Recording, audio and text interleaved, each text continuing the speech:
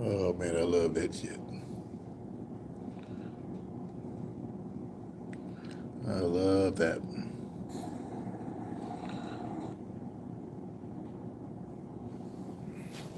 All right. How much time we got here?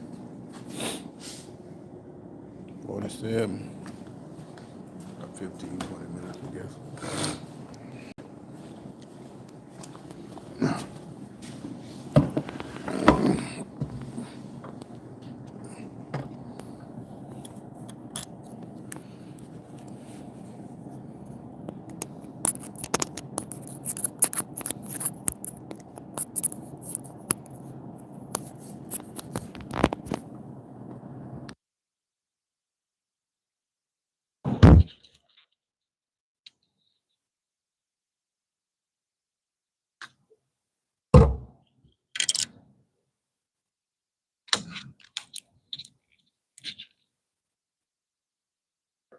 Alrighty.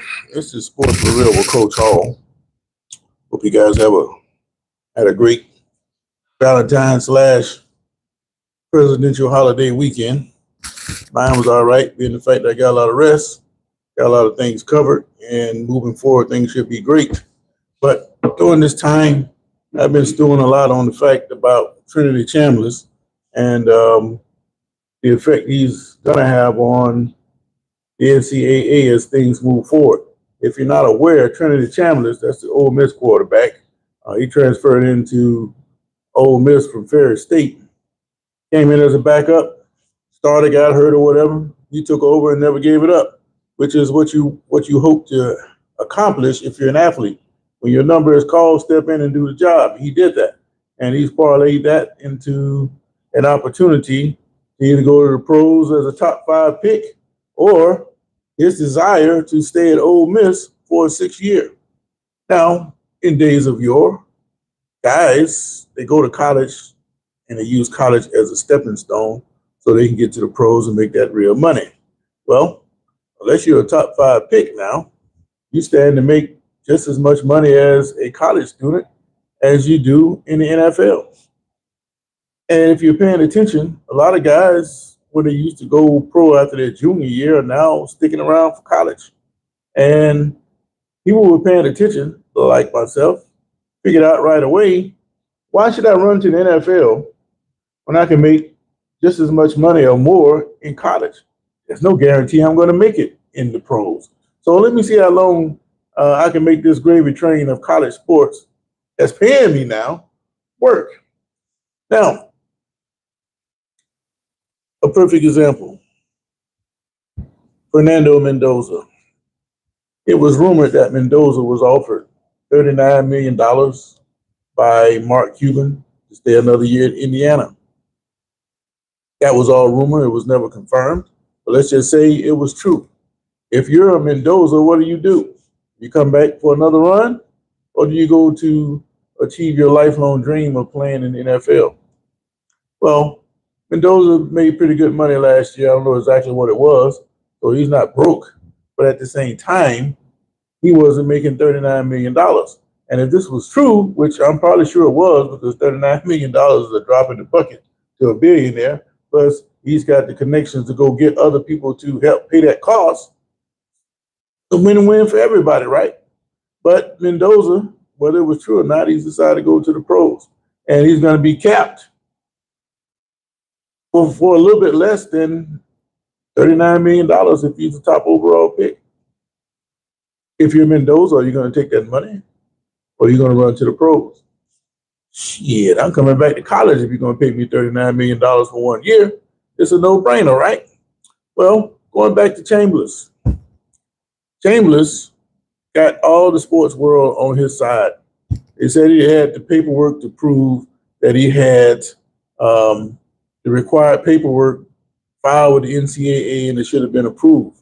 Well, I'm thinking, before I find out what the illness was, I'm thinking he broke something or had a surgery on a knee or arm that hindered his play. Well, he had what they call tonsillitis. Well, I don't know how much tonsillitis affects you playing football. I know if you get your tonsils taken out, They feed you a whole bunch of ice cream, and I'm not quite sure how long it take to come back from that. But at the same time, it's not 2 or 3 broken kneecaps. So I don't see why tonsillitis should be something that you should be granted an extra year of eligibility. It just seems like to me, Chambliss is just looking for a way to extend his college playing career. But this is not picking on Chambliss time. A lot of guys are doing the same thing. There are petitions for some guys to play 8, some of them 9. And my question is, when does it stop? But before I even can answer that question, I have to look at what's going on with the JUCO. Do you know what's the average career in JUCO? 2 years? If you get hurt in JUCO, you can stick around another year, I guess. So let's just say you played 3 years in JUCO, right? Then you now can come to the NCAA, which is not considered officially a part of JUCO. JUCO is not a part of that.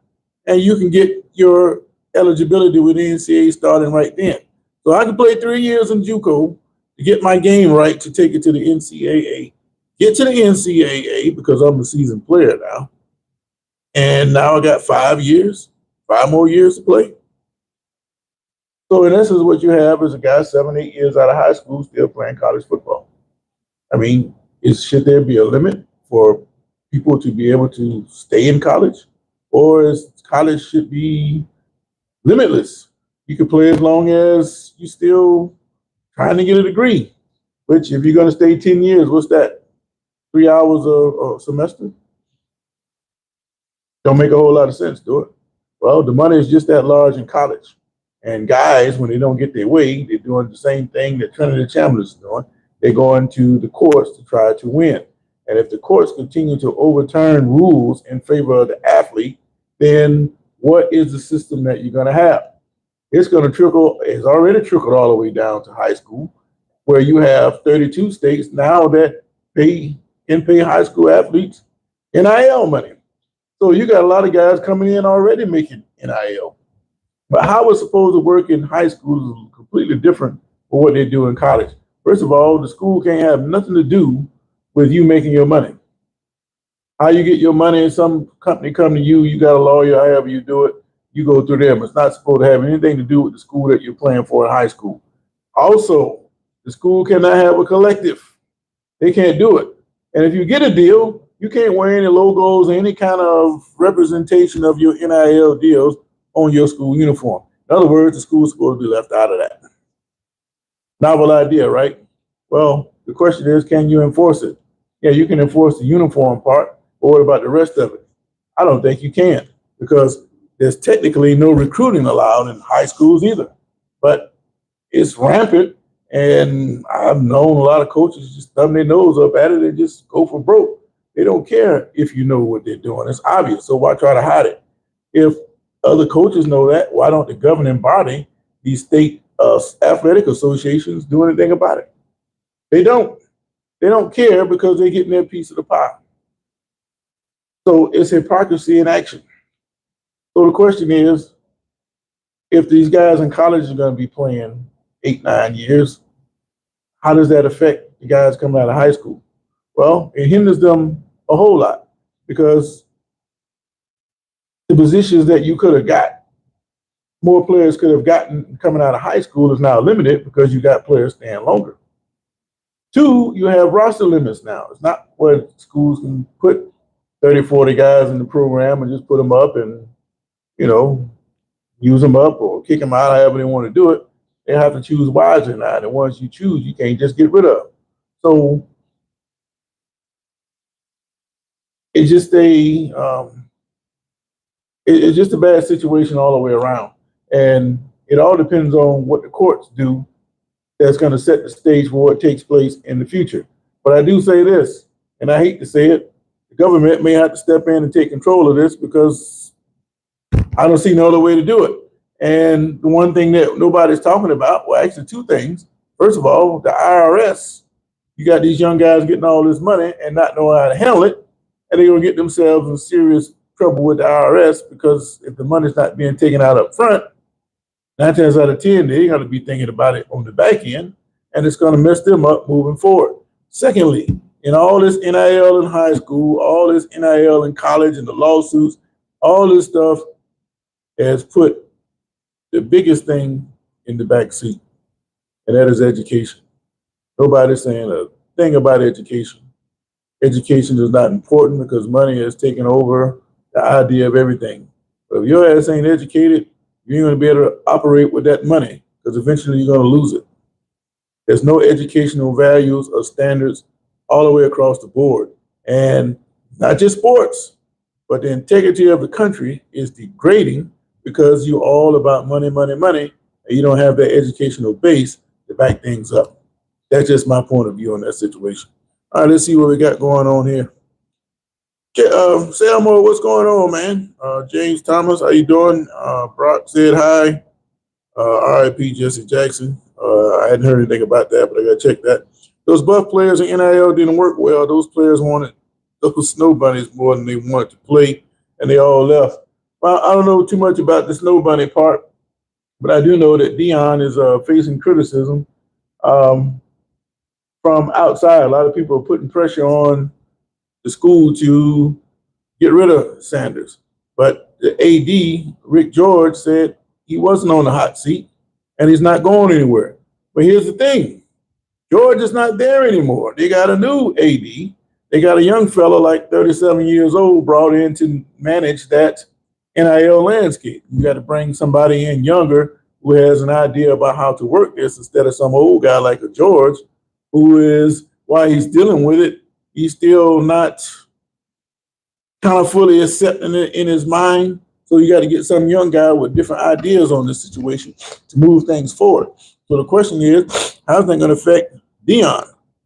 Well, like I said, he's come out and say that he's trying to do the best he can to turn things around, and he's going to work with the coaches, especially Sanders, to try to make things work. But Sanders, not only is people saying that he's on the hot seat, you got former players who say they're not going to contribute to the university because they don't like the direction that Sanders is going. He started out well. They bought into the program, and then things started to go south when he decided to retire his son's jersey, number 2. He made a point. Deion Figures was a great Colorado athlete. His number didn't get retired, and he had a much more productive career than Shador. So the question is, what are you trying to do here? Are you just trying to promote sons and get their legacy up as opposed to running the whole program? For whatever reason, this former player, Christian Faria, played tight end with New England, said he's going to have nothing else to do with the NIL with Colorado as long as you have Dion there, because this guy here, he's not really a head coach, and it's obvious. And if you look at his overall coaching record in Colorado, it's kind of backing up what Faria is saying. So he thinks that Colorado should make a change. And a lot of people are like divided on the situation. Now, me personally, I think that Sanders is not long for Colorado. Not necessarily because people think he should be run out or because he's on a hot seat. I think he's not long because of his health situation. I've stated before, I'm a coach.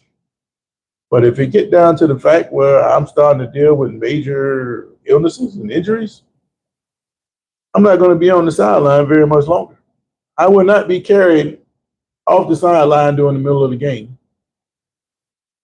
when I could have been somewhere else doing whatever I needed to take care of or get stuff off my list done. I'm not going to be on the sideline when I have an opportunity to do that. And what is more humiliating than to be carried out of a game and you go to the hospital and croak? Next day, somebody's going to be in your position. Matter of fact, the guy that took over and finished the game for you, he's probably going to have that job. So what does it really matter? He's played in the NFL. He had a great career. I'm sure he got plenty of money, all of that. So why do I need to kill myself on the sideline trying to prove a point that I can coach this game? Not me. I would have, at that point, proved it. Why he's doing it at this point, I don't know. You say you don't want to go to the NFL? I understand that. But what is left for this guy to prove? So because of that, I just don't think that he's going to stay much longer. And if it's a bad year this year, 500 area, he really won't be coming back. They might run him off, or they come with a agreement to step apart ways. But I just think unless he goes on a playoff run, I just don't see Sanders coming back after this year. don't seem to be worth the headache for somebody of his stature to go through these health problems and try to navigate a team in a situation where NIL is king and you're having trouble getting NIL money. That just translates to more struggle. And why put yourself through that when you don't have to? That's just my opinion on that, Selmo. But no, I don't know anything about the snow bunnies and all that. I think if you're going to play college football, I don't care who you're playing for, you better strap it on because it is still a dangerous game. It don't take much to get you messed up. And if you go out there half-assing, you're going to get hurt. And it's just not a game like tennis or golf or something where you can sit around and laugh and don't give it your all. You're just going to get hurt. So I don't know anything about that. But say more, I got to go check on this Jesse Jackson. I hadn't heard anything about it. Kind of turned the news off this week. I know they had that All-Star game, and I'm hearing that the format, everybody's think this is the best format they had in years. And I can see that, but it's still basketball. Basketball is just something to do until football comes back around. So congratulations to them. But as you can see, what are we talking about? We're talking about football when they're trying to draw interest to a game that people are losing great interest in. And good luck to them. Now, I see that the Dolphins also released Tyreek Hill. And right before he got hurt, I made the statement online. I said that Tyreek Hill should put a phone call in to Kansas City, going back to where he got his name. Well, since that time, he's got a reputation of being a quitter in Miami. So that's one of the reasons why they moved on. You, as a captain, lost your C because the locker room don't respect you like they used to because you pretty much quit on the team. And then you get hurt to boot. Now, the question is, after he's been released, where is he going to go? Well, I'm sure at some point somebody's going to pick him up. I still think he might lose a step, but not much. He's still going to be faster than a lot of people. And because of that speed, he's going to be dangerous. Now, going back to Kansas City, like I proposed before he got hurt, that's the one thing Mahomes needed, is somebody to take the top off the defense. And if you got a guy underneath like Kelsey was doing, Kansas City could be very dangerous. Now, I don't know if Kelsey's coming back or not, which I probably don't think he is because you're all in love and stuff. You can't be in love talking about playing football because eventually you're going to get hurt. You're going to find another tight end to do the stuff that Kelsey was doing, and they get somebody over the top like Tyreek Hill, and Kansas City can be really dangerous again. But I just don't know where Tyreek Hill could land to regain his stature as a good player, a great player. To me, I think he's put enough numbers with Kansas City to garner attention from the Hall of Fame. And to go back to Kansas City to put a wrap on that would probably be the best thing for Tyreek Hill. But he's been released by the Dolphins, and it's letting you know that these teams, they don't care about you being hurt. They may consider that when you get hurt if you are a player that people respect. But like I say, that episode in Miami where he was said to have put on his team, that's pretty much sealed his fate. And we wish him good luck. He's going to wind up somewhere. It's just a matter of where he's going to go, and wherever he goes, he needs to make sure it's the right place and somewhere where he can put up some kind of numbers. If not, then he's going to become somebody that just bounce around the league until he just decides he don't want to play no more or nobody wants to deal with it. But that's the way things are. JC, how you doing, man? Something else I want to talk about. Talked about Dion, talked about the NBA All-Star game, and now we're talking about Tyreek Hill. I think that's pretty much it for the day. I got to get up out of here as always. But yeah, this NIL stuff, man, these players are now suing for the right to play more years. And I understand 5 years is plenty enough time for a guy to come in through the system, graduate from college or do whatever you're going to do. But 8-9 years, that's ridiculous. And I asked the question, should there be eligibility limits? Most of you are saying yes. I'd like to talk to somebody who said no. Why shouldn't there be a limit? Should a guy be 32 years old playing college? I mean, how long you think you should stay in college? I mean, 15 years, make a whole career out of it. You know somebody's going to challenge that. And like I say, it's going to have to come down from the government level to put a stop to it. And I think, once again, that IRS thing is a big thing because nobody's talking about the IRS. And you know, they drawing up plans and figuring out a way to get their hands on some of this money. And I don't know if you tax in the collectives or you tax in the players, how you doing that, IRS, but it hasn't been made clear, but it will be. And once it's made clear, I hope these guys are holding some money back so they can pay these people. Otherwise, it's going to turn into a nightmare. While it's all fun and games now, it's going to come back to bite a lot of those guys, man. And the NBA All-Star game, they say they got the good format. See, Damian Lillard got hurt last year with the ACL. He came back and won the three-point contest. Still not healthy enough to play in the game.